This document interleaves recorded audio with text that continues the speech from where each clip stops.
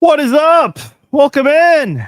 Welcome in. Farzine Vasugian here with you for another episode of the Chief Zone podcast. Oh, we've got a lot to discuss here. I'd say 98% of it is pretty positive. So how about we get some air horns here, right? Oh, that was fun. Was that not fun? That was pretty damn fun. That's Chiefs football. We've been waiting for that for quite some time, haven't we? Aeon's Ablaze on 18 on YouTube says we needed that so bad. Yes, we did. It's been quite some time. When was the last time Mahomes threw 4 touchdowns? Jim Nance said it on the broadcast. October of 23. It's been quite a long time. Listen, there's never any excuse for injuries. The Chiefs dealt with a bunch of injuries last year where they got Kareem Hunt off the street. They went and traded for DeAndre Hopkins mid-season, and they still found a way to win 15 games. They only lost 2 games last year. One was to Buffalo, and the other was to the Eagles in the Super Bowl. You can't count that Broncos game. Like, let's be real. And no, it was not perfect. It was far from perfect. But when things are clicking, when people are doing their jobs, when people aren't committing penalties, when everyone is getting the fundamentals right, I'm talking about the simple things that the Chiefs have really made look complicated in recent weeks and even years. This Chiefs team went out there and had fun.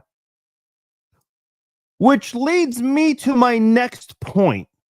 And listen, we'll talk about the stats and Mahomes and the touchdowns and becoming the youngest and the fastest to get 250 touchdown passes. All that stuff is great.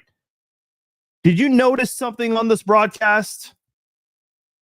I noticed something on this broadcast. How many times did CBS show Travis Kelce arguing with someone, or Chris Jones getting in someone's face, or Andy Reid shoulder checking someone, or Mahomes lashing out at his teammates? How many times did we see that today? Oh, that's right. 0. The Chiefs had fun today. That's fun, right? That looks like fun. That's Kansas City Chiefs football that we've been missing for a long time. You play well as a team together, you're going to have a lot of fun. And listen, I said earlier in the week, the Ravens defense is bad, and they were already missing a lot of players coming into this game. But I told you guys, did I not? I hate to say I told you so, but I told you so. Did I not tell you that they were going to get this passing game going? Who caught a touchdown pass today? Juju. Who else? Hollywood. Who else? Thornton. They got the receivers going in this one here. The only thing I was wrong about was I thought Xavier Worthy was going to be on some sort of a snap count in this game, and he was not. They opened the cage, and they let the Chiefs eat up the Ravens. This Chiefs team still has some stuff to work on. A lot of things to work on, especially on the ground. But they won this football game 37-20. It was a 24-point game when this game was essentially decided. Justice Hill got a nice rushing touchdown there of 71 yards. Cool. Derrick Henry had 42 yards in this game. Actually had a good yard per carry average, but the game was out of reach. You don't use Derrick Henry. You don't use the running game in a blowout. If you're trying to come back, at least. When backups are already in the game, it's a whole different story. Oh, by the way, 30 consecutive games, no running back has rushed for 100 yards on the Chiefs. 30 games, including the playoffs. You have to go back to that Christmas game against the Raiders. That's the last time a running back ran for 100 on the Chiefs. It's been that long. I know. I just brought up something bad on a really good day. Oh, who lost today? The Raiders. They choked on that field goal just moments ago. That fan base was having such a good time that the Chiefs were last place in the AFC West in week 1. Oh, they had a parade in week 1. Who else lost today? Oh, yeah. There was an undefeated team that lost to a winless team. Oh, that's right. The Chargers lost. Now, they still have the tiebreaker on the Chiefs, and they're 3-0 in the division, but the Chiefs are now 1 game behind the Chargers for first place in the AFC West. The Raiders are last place in the division. We'll see what happens with the Broncos tomorrow. I mean, if by some miracle the Bengals win that one, I would be shocked. But right now, the Chiefs, I mean, if you're one of those people who wrote the Chiefs off, you're probably going to need to reconsider. And Jim Nantz was talking about that on the broadcast towards the end of the game when the backups were in there having fun, making a name for themselves. This Chiefs team's not going away. What did I tell you guys? I told you guys this is not a team that got to where they are by rolling over and quitting and pouting and feeling sorry for themselves. No. This team erased a 24-0 playoff deficit in 11 minutes. This team has overcome obstacles in Super Bowls. Now, yeah, they've been blown out twice, but they've still won 3 times with this core unit. Who else has won more than that in that same span? No one. Literally no one. I mean, the Chiefs have had all kinds of different comebacks. They've overcome a lot of things. They overcame a 1-2 start, and then which turned into a 3-4 start in 2021. They were last place in the AFC West. Raiders were on top, looking like kings. Everyone wrote off the Chiefs. Tyreek Hill got traded away. Everyone wrote off the Chiefs before the season could even start. They won the Super Bowl that year. Mahomes won league MVP, and it wasn't even close. Let's relax a little bit, folks. This is not a Chiefs team that's going to quit. Other teams might quit, not Kansas City. I had a lot to say. I want to hear from you. In fact, I'm a little discombobulated. I'm so excited. There you go. There is the link for you guys to call in right there. Click on the link, turn on your audio, your video, and yeah, just put in your name and you'll be on hold. I would imagine a lot of you guys have a lot you want to say, so be patient. I will pin the comments, so it should be on top for everyone to see. I'll keep commenting as we go on throughout the night, but there's a lot to go over here. I mean, this is a Chiefs team that needed this. Now, I will say this right now. I'm not going to say the Chiefs are back yet. Oh, but Farzine, you were just celebrating with all the good things. I know. I'm not going to say the Chiefs are back yet. And why is that? Because this was a Ravens team that honestly just got blown out here. I mean, they got destroyed, and they're missing a lot of guys on defense. So I recognize that. That's why I expected the Chiefs to win. What was my score prediction? 37-14? Okay, pretty close to that.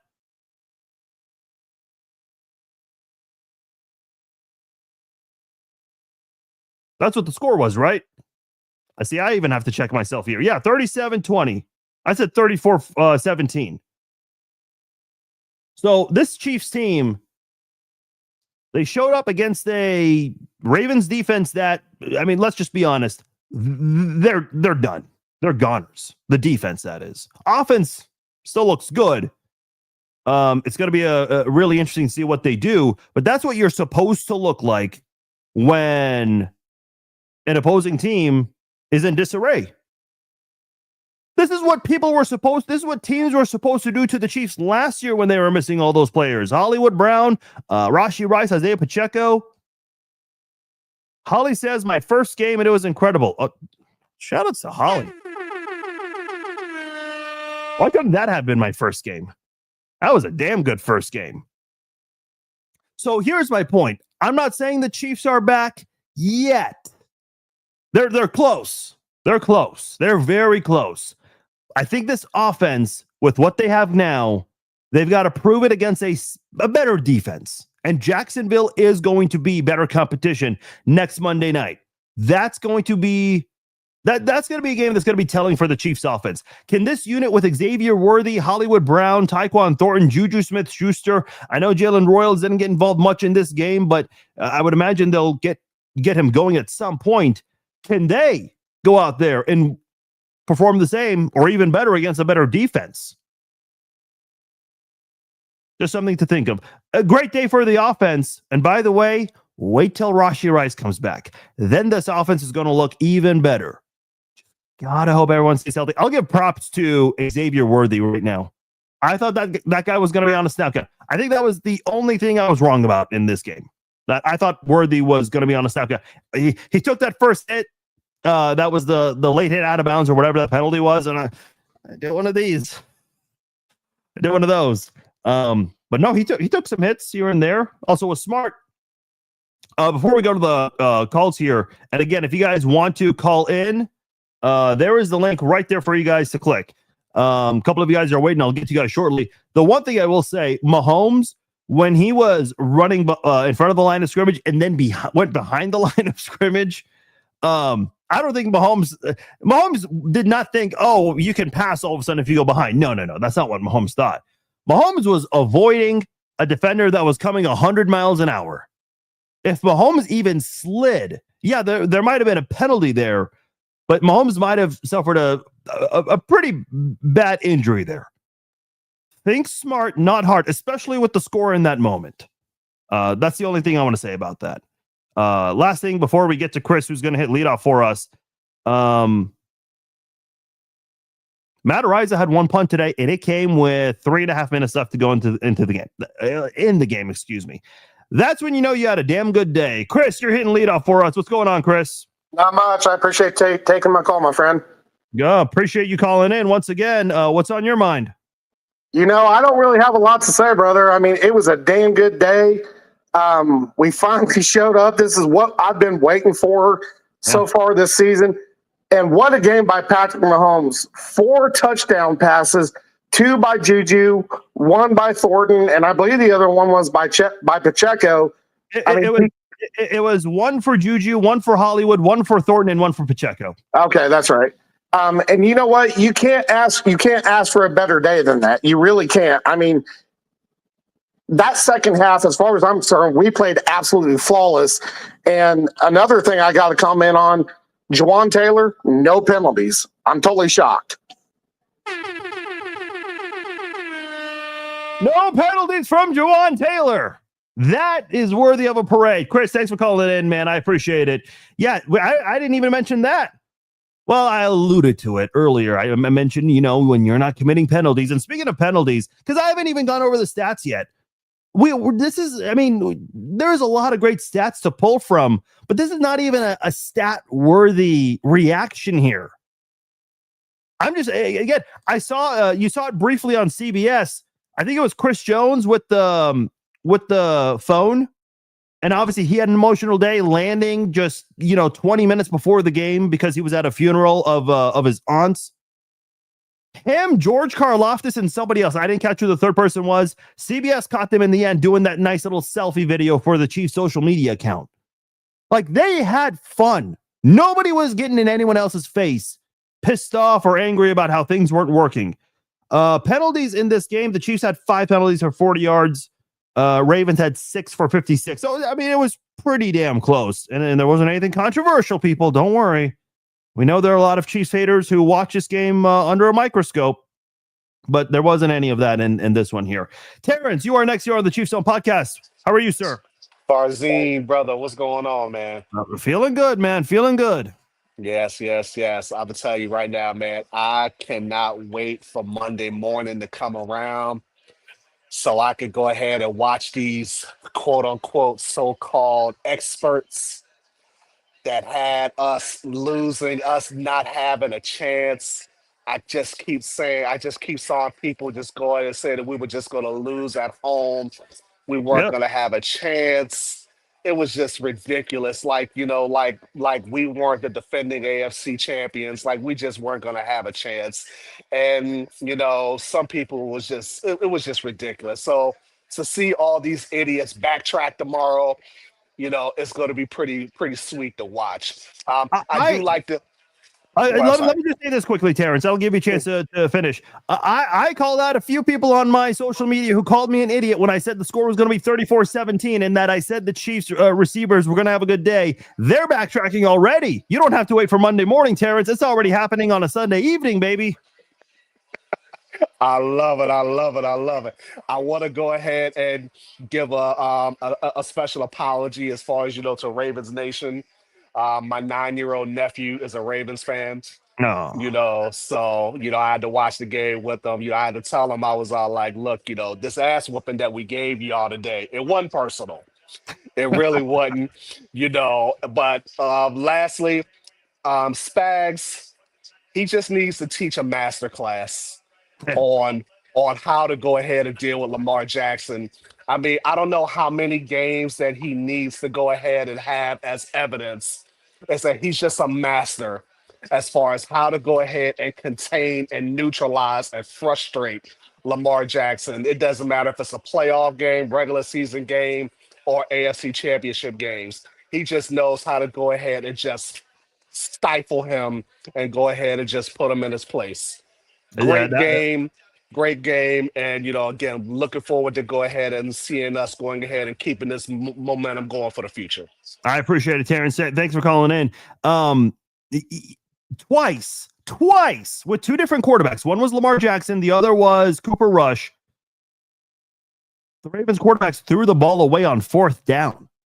You don't throw the ball away on fourth down. I get it. In the moment, you might not feel that, but I can make that excuse for Cooper Rush. Okay, he's the backup. But Lamar Jackson's a two-time MVP winner. This guy's been to an AFC championship game before. You've got to know better than throwing the ball away on fourth down. But Spags does stuff to you, man. He does stuff to you. The way he rattles opposing quarterbacks. Oof. It's a lot of fun to watch. Aaron is next here on the Chiefs Zone podcast. How are you, Aaron? I am feeling far better than I was in the beginning of this game. There you go. Absolutely. I do believe that Harrison Butker needs to be completely honest with his knee and or ankle, whatever's going on. Something's wrong. And he needs to be more forthcoming because we've missed a kick in every single game this year. Yeah. That's a huge concern because ask Scott Norwood, if we get down to crunch time and we need to make a field goal, how important is that going to be? Let me address that. That's a great question by you, and I'm not making any excuses for Butker. I've been very high on Butker his entire time here in Kansas City. His rookie year, he broke the rookie record for most field goals made in the season. I mean, this guy's done a lot of great things. The postseason kicks, the 13-second game to tie, Super Bowl 58 to tie, Super Bowl 57 to win, the AFC Championship game against the Bengals. Like, he's made monster kicks. I don't think he's never missed a fourth quarter field goal. And if he has, it might have been his rookie year. I can't remember. What's going on with him? I have no idea. Dave Tobe said it has nothing to do with his knee. I mean, I take that for what it's worth to you.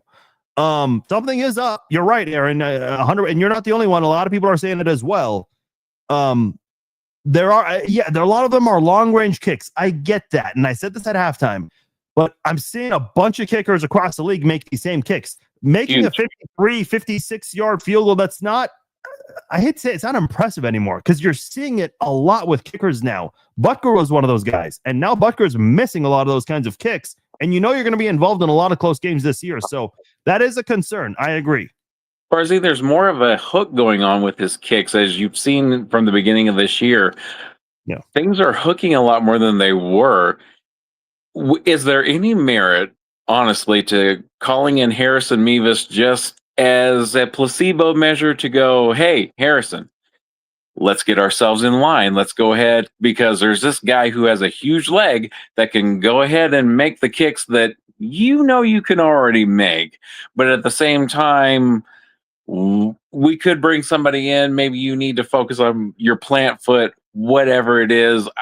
I don't care what you're. I smell what you're stepping in, but you need to go ahead and step it up because he's an incredible kicker.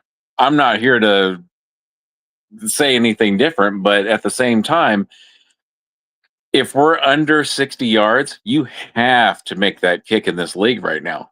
I agree. No, I don't disagree one bit, and I appreciate the call, Aaron. Some good comments there.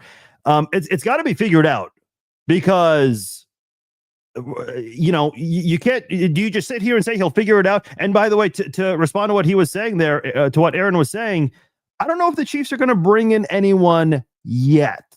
If this continues for 2 more weeks, I think we got to have a serious conversation. I'm not ready to have that conversation yet. Keep in mind, Harrison Butker is the highest paid kicker in the NFL. Now, unfortunately, ever since he signed that contract, it hasn't necessarily been smooth sailing. He had some misses last year, missed 4 games last year. And by the way, the year before that, in 2023, when the Chiefs won Super Bowl 58, he only missed 2 kicks. My water bottle, thank God the cap was on. He only missed 2 kicks. And one was against the Patriots, where the ball might have allegedly been deflated. And the other one was against the Raiders on Christmas, where nothing was working that day. That's it. That was a long time ago, though. Right now, he's the highest paid kicker in the NFL.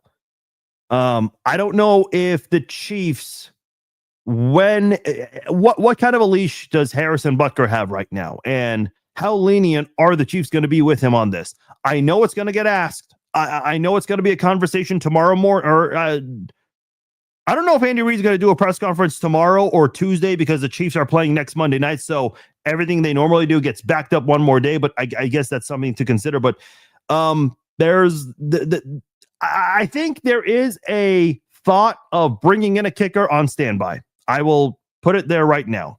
I will say that. Daniel, you're on the Chiefs Zone podcast. How are you, Daniel? I'm doing good. And a great win. I'm with you with the whole, the Ravens didn't have their, whatever.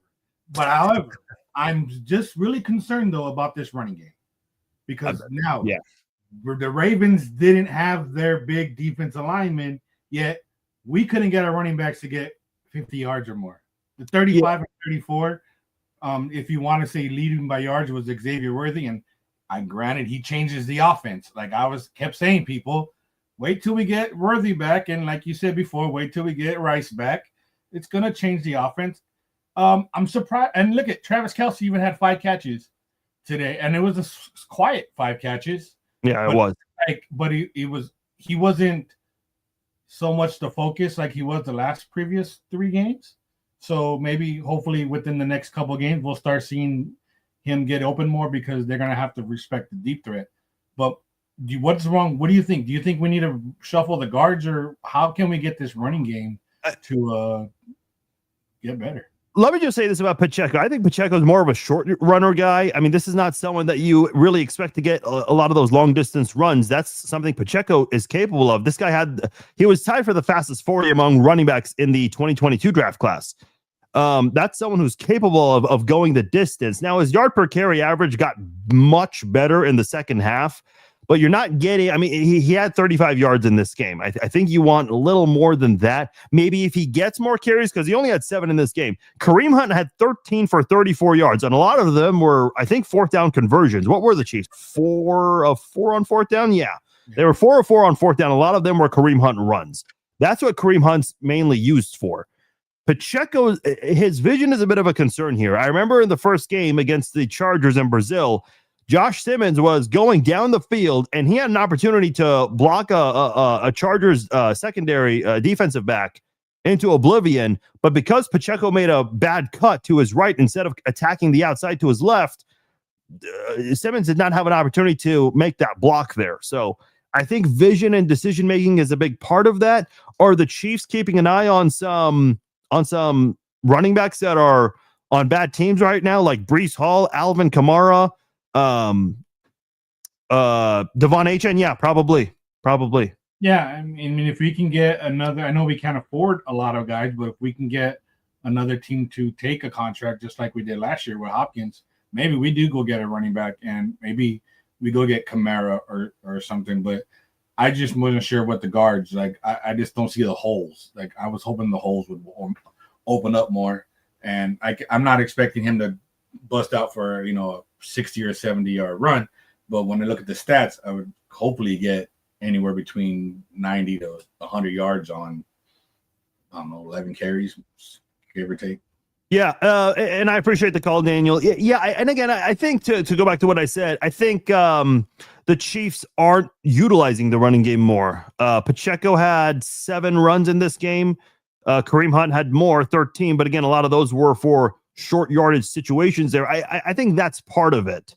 Brashard Smith got involved in this game. He didn't really do anything to really move the needle with the running game there. So there's a lot to work on. Yes, 100%. So I'd be curious to see. And I'll check and see. I know I've been talking to you guys, but I'll look and see if Andy Reid's been asked about any of that.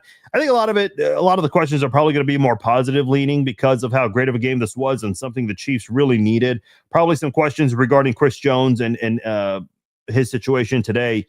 And Patrick even said it after the game in his interview with Tracy Wolfson. And I see some of the comments. He's even talking about stuff to learn from and to address. Yeah, that is an area when they're talking about, not far from perfect and things to improve on. That's one of them. That is 100% one of them right there. I will say, I don't think they go after Kamara. Out of those 3 running backs I mentioned, Kamara, Breece Hall, and Devon Achane, I'd say Kamara is probably the least likely because he's on a veteran deal, whereas Breece Hall and Devon Achane are on cheap deals, rookie deals, that certainly is feasible to trade for.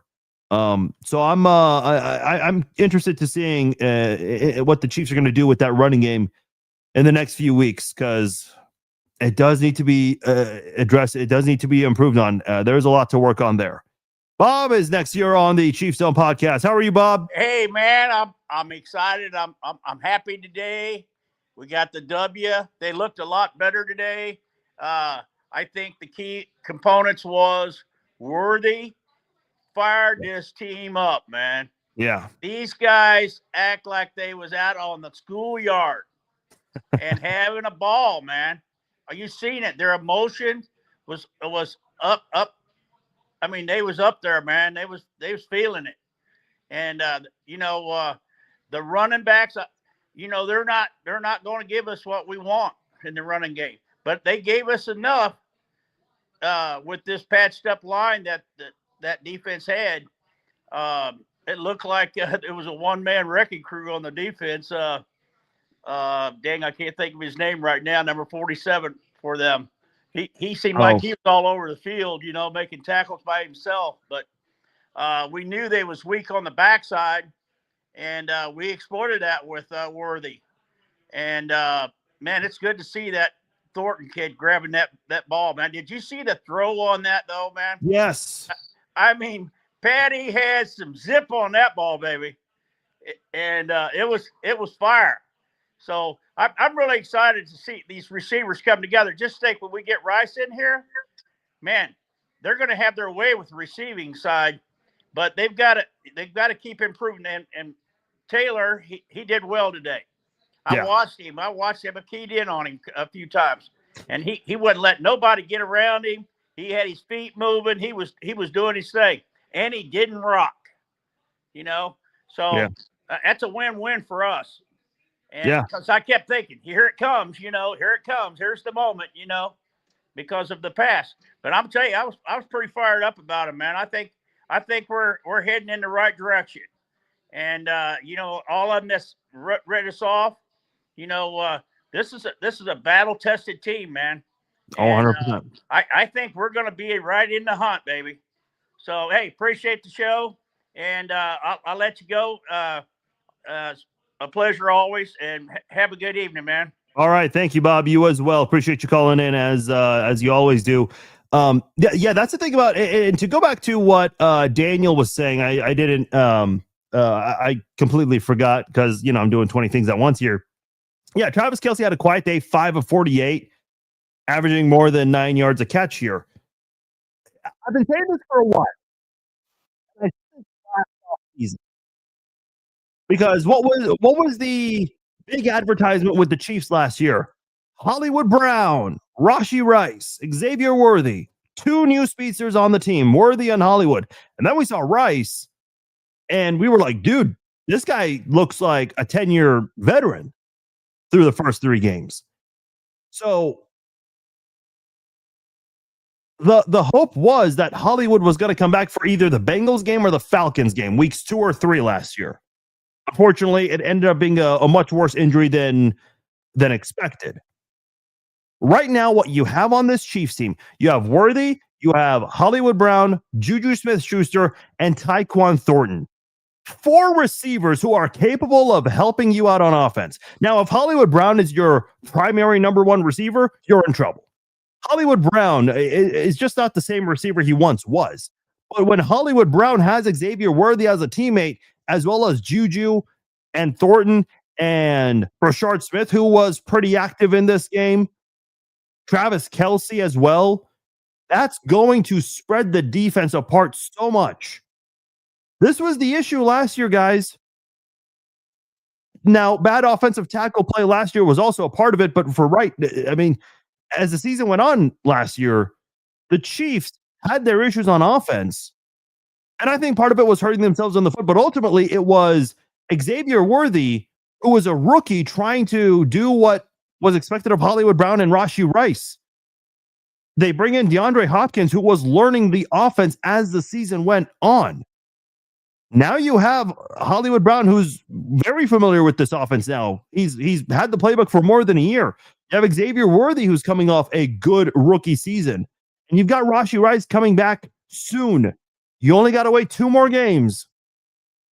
If this unit stays healthy, oh boy, you thought today was bad, and I understand. It's a 32nd ranked defense that's missing a bunch of guys. But that's what this Chiefs offense will still do to you. And again, the Chiefs could have scored more points in this one. They took out a bunch of players in the 4th quarter.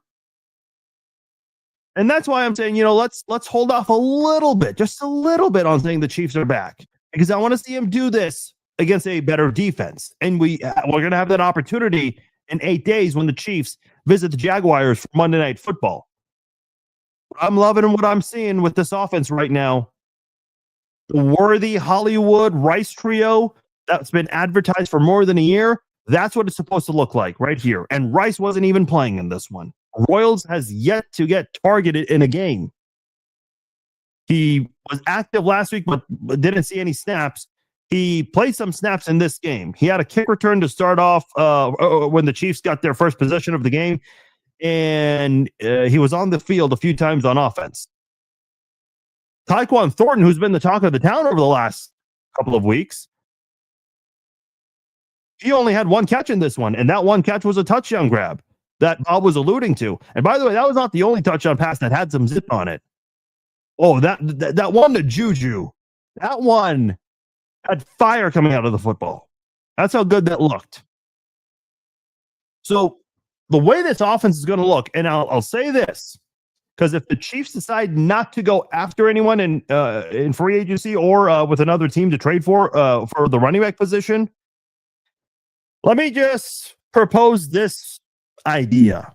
What if having Rice and Worthy on the field, as well as Kelce, what if that spreads out the defense even more?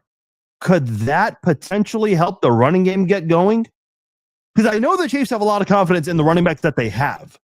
Yes, I know there was that report near the end of the preseason that the Chiefs were targeting a running back to trade for, but I still feel like they have a lot of confidence in the guys that they have. There's a reason why they brought back Kareem Hunt. They went and drafted Rashard Smith.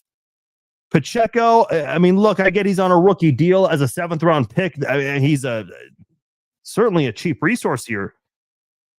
But they still could have went away from him and said, yeah, we're not confident in your abilities with the injury you had last year. No, they're keeping the guys they have because they have full confidence in them. Keep in mind, the year when the Chiefs were dropping passes in 2023, they didn't go after a new wide receiver. They didn't go trade for anyone. They did it last year because they were missing a lot of guys due to injury. Juju even got hurt at one point last year and had to miss a couple of games. But when everyone's available, there's no urgency to go and get someone. They feel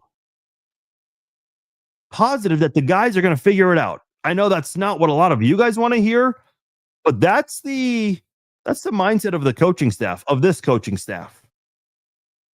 If you guys want to call in, lines are wide open. Appreciate everyone who's been calling in so far. Been a great show. And when you win like that, see, the players had fun on the field, and we're having fun here on the podcast.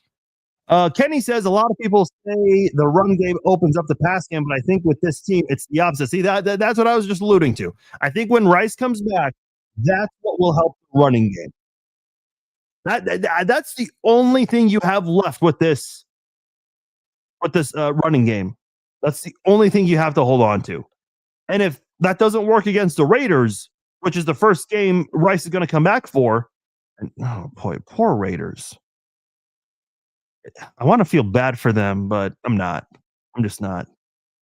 We got some time until then, though. When Rice comes back, though, and the running game does not get going, you got to do something. Will they? I don't know.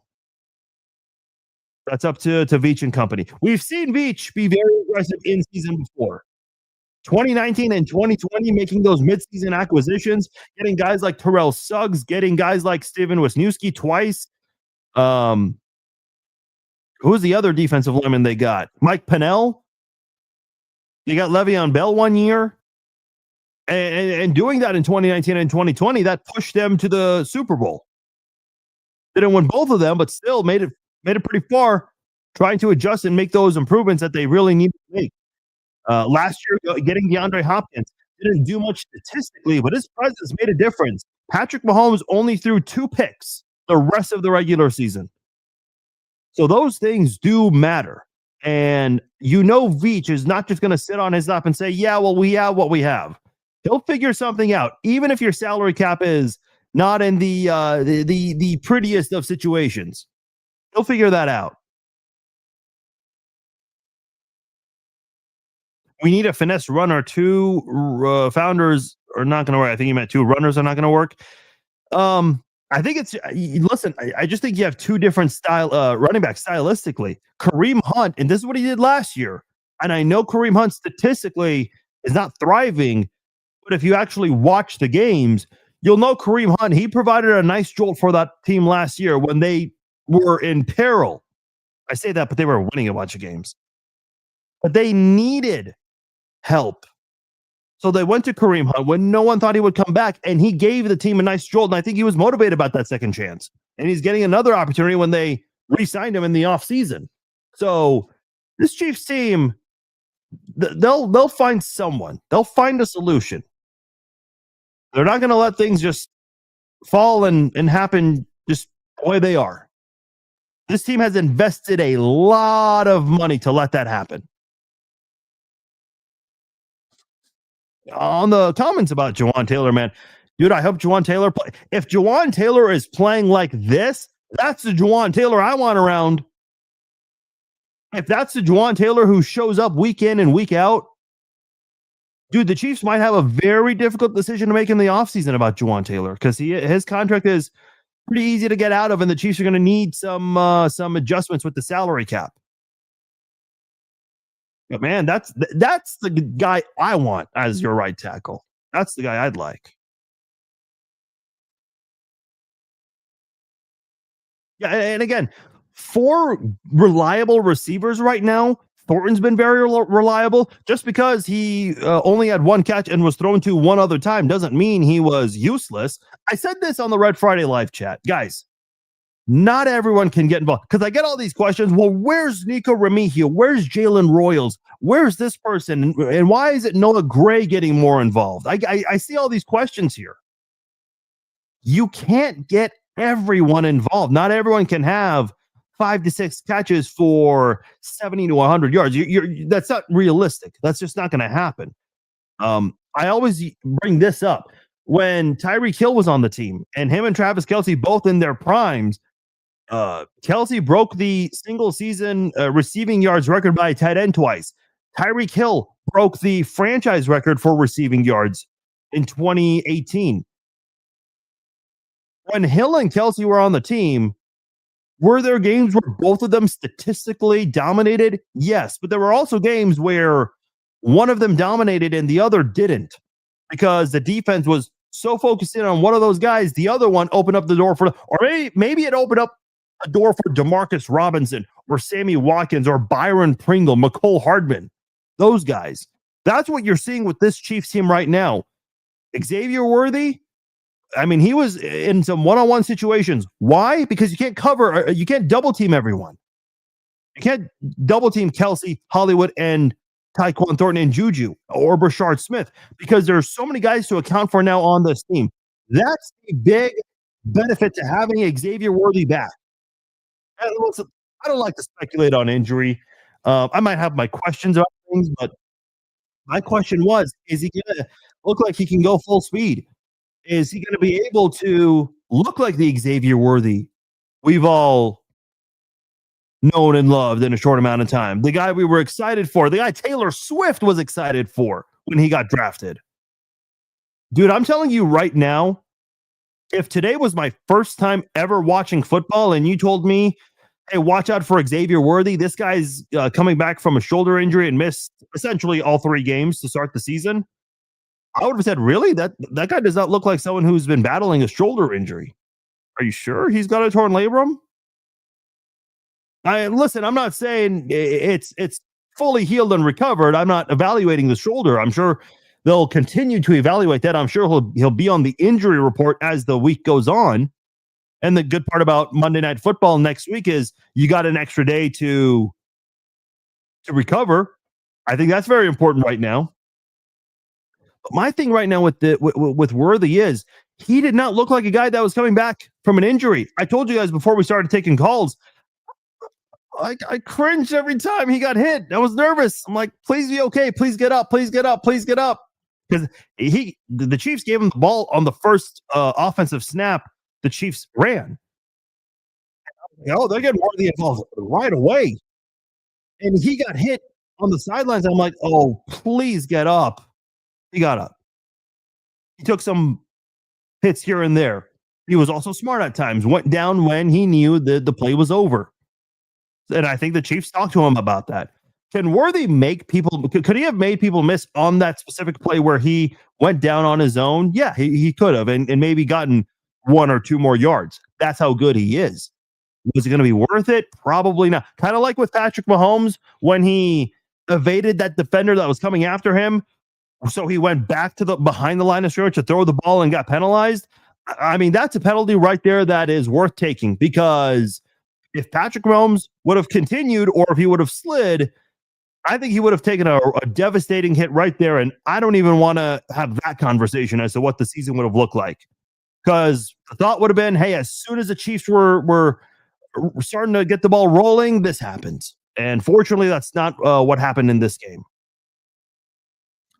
Yeah, Simmons is still a work in progress. He's done a really good job his rookie season, man. Pro Football Focus put out a chart of the offensive tackles and how they do in one-on-one situations, and he's looked pretty good. Yeah, there was a third down, Aaron, and I think you're referring to the one before halftime, before Butker's miss. And that's something, or maybe that was a second down. I can't recall. But the Chiefs, right before halftime, they did a poor job of handling the blitz, something Patrick Mahomes is really good at. And with the speed you have on offense, you've got to figure out a way to work with that. So, love the Chargers losing to the Giants and the Raiders losing to the Bears. That was a lot of fun. If the Bengals could do us a favor. But hey, you gotta look out for yourselves, right, Bengals fans? I know you guys are watching. Don't act like you don't. I hate that shit when people pretend like they don't know anything. Aaron says, who gave Adderall to Taylor? Oh, we're going there, aren't we? We're having way too much fun tonight, guys. We're having way too much fun. Talk about being over the cap and trying to add some. How does that work? Well, the way the Chiefs made it work with Hopkins last year was the Titans and the Chiefs split the contract for Hopkins. So if you can get a team to agree on something like that, especially if you go after someone like Alvin Kamara, who's going to cost you a lot of money, then that's a feasible option.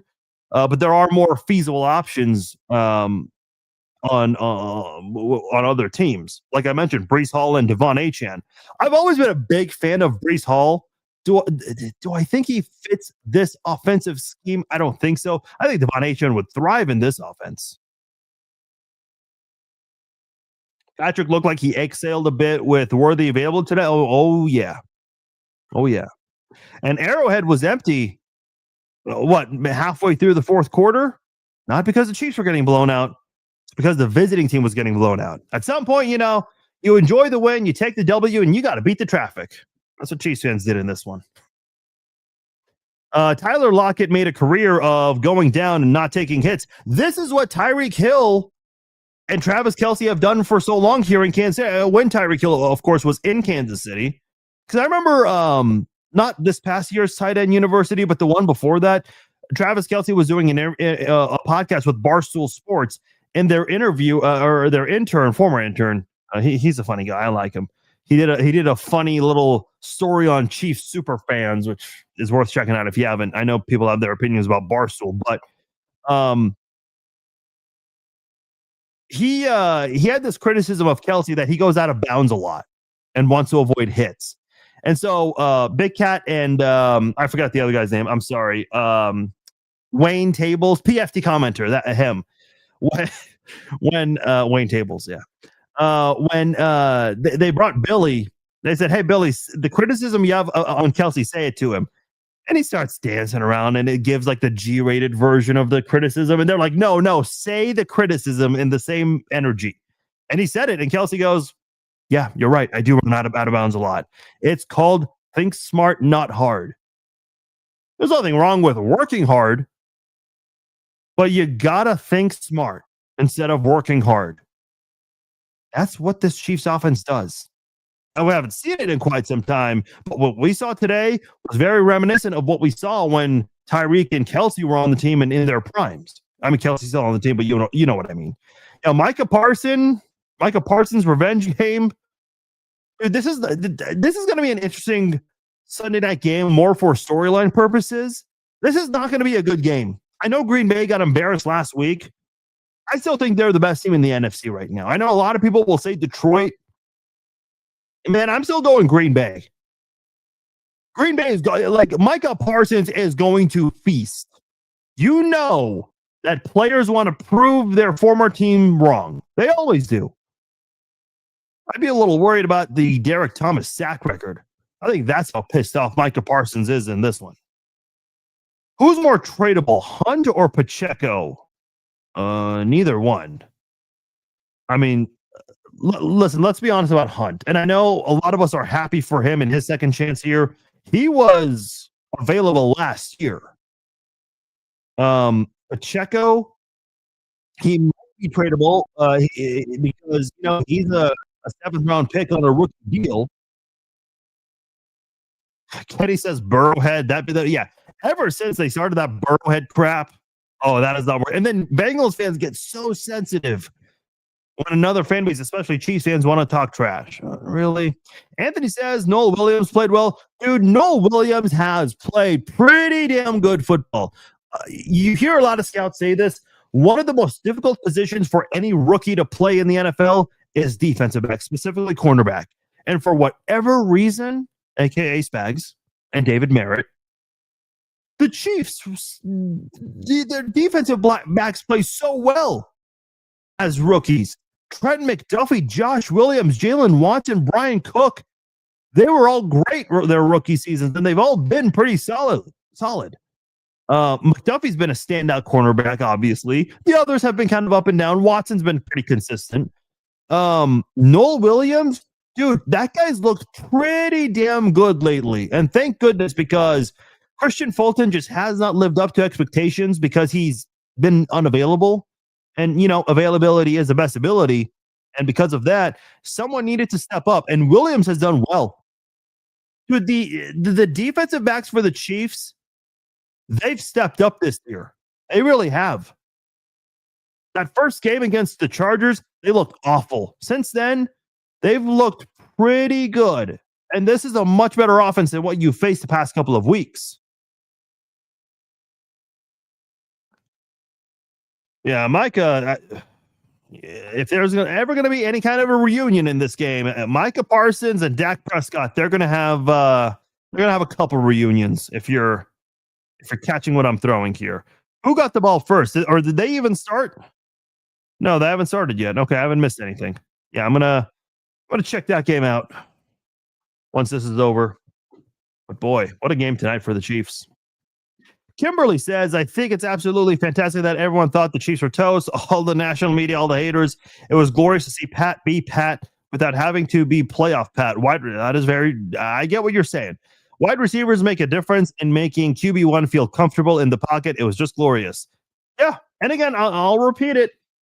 It's not the greatest measuring stick against this defense because they're bad and they're missing a bunch of guys, but it's still, this is what you're supposed to do against bad teams. This is what you're supposed to do. This is what teams were supposed to do against the Chiefs when they were missing guys and they couldn't capitalize. When your opponent has a lot of injuries, when they have a lot of players absent, you need to capitalize on that. You can't feel sorry for them. No one capitalized on the Chiefs' absences last year. The Chiefs struggled when they had all those guys gone, but no one capitalized. Yeah, I would have liked Scadaboo also. I know he looked really good in that playoff game last year between Texas and ASU, but I don't know, man. As much as I wanted a running back on day 2 of the draft, I'm glad the Chiefs went in the direction they did with Ashton Gelati and Omar Norman-Lott on day 2, and also getting Noel Williams. That was pretty big. I think that's proving to really bode well for Kansas City. So I like what I'm seeing there. All right, last call for calls. If you guys want to call in, lines are wide open. We'll take a call or two if anyone decides to call in. I'll continue to read a few more comments here as I also keep an eye on Sunday Night Football. Of course, to recap quickly, the Chiefs offensively through the air, they looked great. Patrick Mahomes, 4 touchdown passes, 250 career touchdown passes, surpassed the youngest player to do it, the fastest to do so in NFL history. The last person to do that, I think they mentioned Dan Marino. So anytime you're passing a guy like Dan Marino in the record books, you're doing something right. Running game needs to improve. Kicking needs to improve. Defensively, the opening drive was pretty bad. And I got a tweet 5 minutes into the game, someone writing off the Chiefs. Thank goodness football games are not decided and determined 55 minutes remaining. And yeah, the defense stepped up. They only allowed 1 touchdown the rest of the game.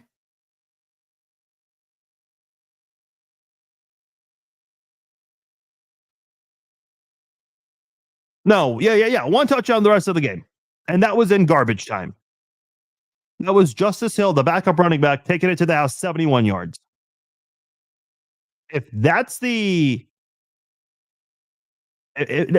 worst play of the day and it came during garbage time when the game was already written, no problem. Let me give you guys a little secret here with the media, especially like Kansas City Star writers, anyone that's got a blog or they write for a newspaper. Do you know what they do when it's a blowout in the 4th quarter? Do you think anyone in the media box gave a shit that Justice Hill just ran 71 yards on the Chiefs? No. I guarantee you, anyone that works for the Star, the Chiefs Digest, the Athletic, do you know what they were doing? They were writing their story. They were writing a short recap of the game because the game was over. And I've been there many times where, as someone that covered KU football for a newspaper, I would, Green Bay's moving pretty easily. Shocker. If the game was close, I would have 2 different recaps written just to be ready for both outcomes. Some people only create 1 recap, and when a late touchdown happens with 5 seconds to go, they've got to erase that whole thing and start all over. You got to be quick in this industry. So yeah, there were a lot of people in the media. They were writing their story while Justice Hill had that garbage time touchdown there. And notice the Ravens weren't even celebrating that. They didn't even go for the onside kick. They threw in the white towel. They waved the white flag. They were done. Can't wait to troll Skip Bayless. Somebody else, I missed the comment. I apologize. Someone said I can't wait for Nick Wright and Brew tomorrow. Yeah, that's gonna be. Oh, Heidi said that. There it is. I see the comment now. Yeah.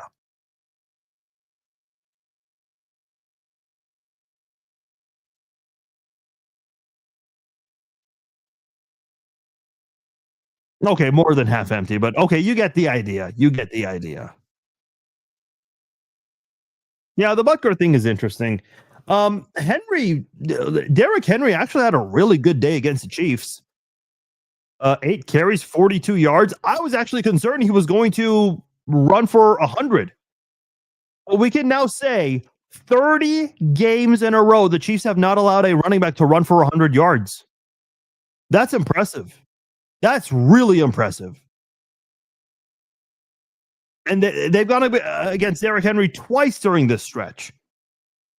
Last year, I would say they shut him down. This year, I would say the Ravens are the ones who shut down Derrick Henry. Excuse me. And it certainly helps when the Chiefs offense gets off to a really big lead. Andy's biggest fault is giving players too much leniency.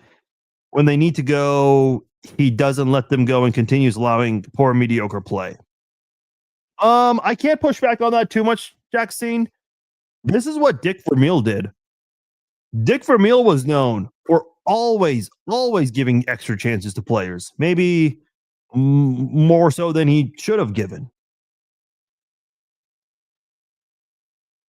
But I think that's what makes Andy Reid successful.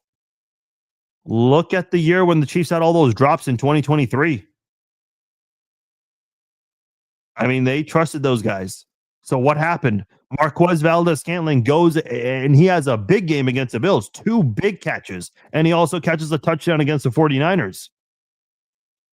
You have McCole Hardman, who even when they traded him back to the team, had his issues with ball security. What does he do? He catches the game-winning touchdown play in the Super Bowl.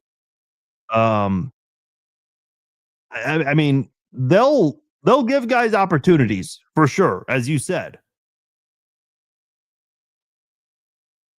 Maybe that's a good thing, maybe not, but I think that's why Andy Reid is so beloved by almost every single guy that's ever played for him. That's why he's so highly touted. That's why he is so successful. Yeah, they wrap up that article and roll. Yes, 100%. If you can get a head start on your article, send it to your editor so he can publish it on the website. You go and get those interviews and then come back up to your computer and write. Yeah, that's media for you, man. I get a lot of comments from people who ask for advice or they want me to share advice to share to their kid that wants to be in media. Let me give you an example. The Sunday night game that's going on right now. Well, let's say hypothetically, by some miracle, the Dallas Cowboys don't suck tonight. If this game goes to overtime,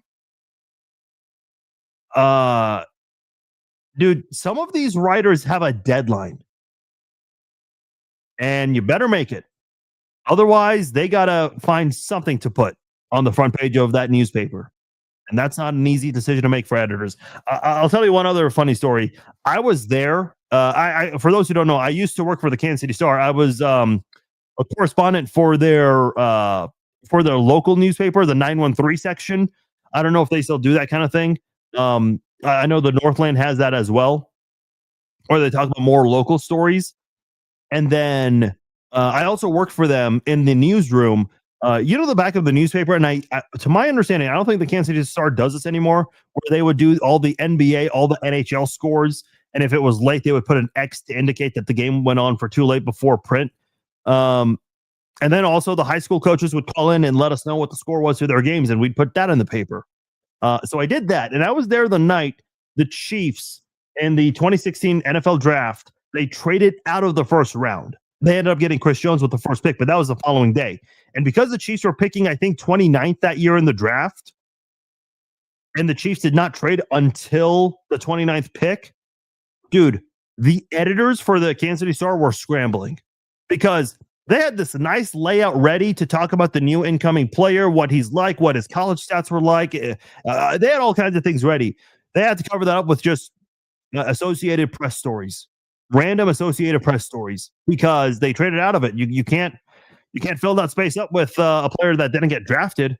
So yeah, man, I know a lot of people don't like the media, specifically the Kansas City Star and whatnot. I that's fine, but respect the process too. At the same time, that is not an easy industry to be a part of. The newspaper industry, dude, that is the worst. Talk radio is a lot of fun. I mean, it's far more lenient. You just enjoy yourself when you do that kind of thing.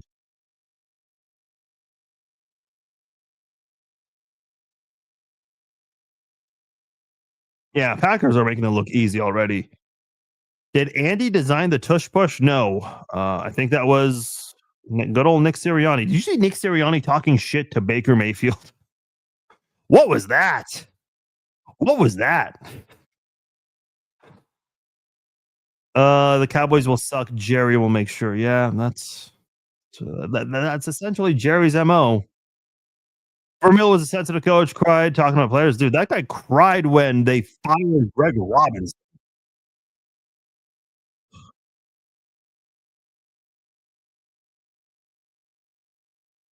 Man, I miss Dick Vermeil. I wish they had a championship with him, man. I think they were on their way. I really do. They just didn't get much opportunities. 05, dude, I love that 05 Chiefs team, man. I actually thought the defense was solid, but he retired and they barely missed the playoffs that year, which was crazy because they missed the playoffs in 05 with 10 games. And then the following year with Herb Edwards, they made the playoffs with 9 wins. One less win, and they made the playoffs the following year. But yeah, we don't need to go over that. Not on a night like this where it's all positivity for the kids. Well, mostly positivity for the Kansas City Chiefs. All right. Well, with that said, I think we've covered everything. No calls are being made right now. I appreciate all of you guys. This is, of course, a more fun and a much more enjoyable episode of the Chiefs Zone podcast. I've been critical of you guys because in years past, you guys are more willing to call in and more. We have far more views when the Chiefs lose a game because people have more to say. On a day like today when the Chiefs won, we had the same energy. People showed up for this one, so I appreciate you guys. Air horns for you guys. Hell yeah, that was fun. I'm going to get out of here. We will do a podcast tomorrow, even though the Chiefs, I don't believe, will have a press conference. We'll still have our regular Monday night podcast. It certainly will recap a lot of the things we talked about today. Probably not going to have a lot of newsworthy things to talk about because the Chiefs might not do a press conference. They might do it on Tuesday, and then Thursday is when they come back and have practice. So that'll be the start of the game plan as the Chiefs get ready for the Jaguars on Monday Night Football. The Chiefs, 500, looking to go above 500 for the first time this season. They'll have that opportunity in 8 days. For those of you who missed any part of the live portion, it'll be archived shortly on Facebook, Apple, and X. It'll also be available on Apple. I said Facebook, YouTube, and X. I meant to say, I think I said Apple there, but it'll also be available on Apple and Spotify shortly. If you guys enjoyed this podcast, please give it a like. Comment if you haven't already. Never too late to get in on the conversation with other people in the comment section. And also share it as well. That greatly helps push the podcast out there, push all the content out there for more people to be familiar with. Got a ton of new followers since training camp, and I greatly appreciate that. And we're continuing to grow. We're continuing to have fun. You guys are a big part of that. Real quickly, before I forget, we do have a giveaway going on right now. I'm giving away 3 flags. I don't think I have any of those flags with me right now, but 3 of the Red Friday flags from this year that say, how about those Chiefs? So if you missed out on the Red Friday Chiefs flag for this year from the Ronald McDonald, that helps benefit the Ronald McDonald House, you have an opportunity to win one. So whoever finishes in the top 3 in the engagement list, you're going to win. All you have to do is basically finish in the top 3. How do you finish in the top 3 on the engagement list? Commenting, sharing, liking, interaction, basically. That's what you got to do. Okay. All right. Now I'm done. I'm Farzi Vasugian. Thank you all for joining me for this episode of the Chiefs Zone podcast. I'll talk to you all tomorrow night. Peace out.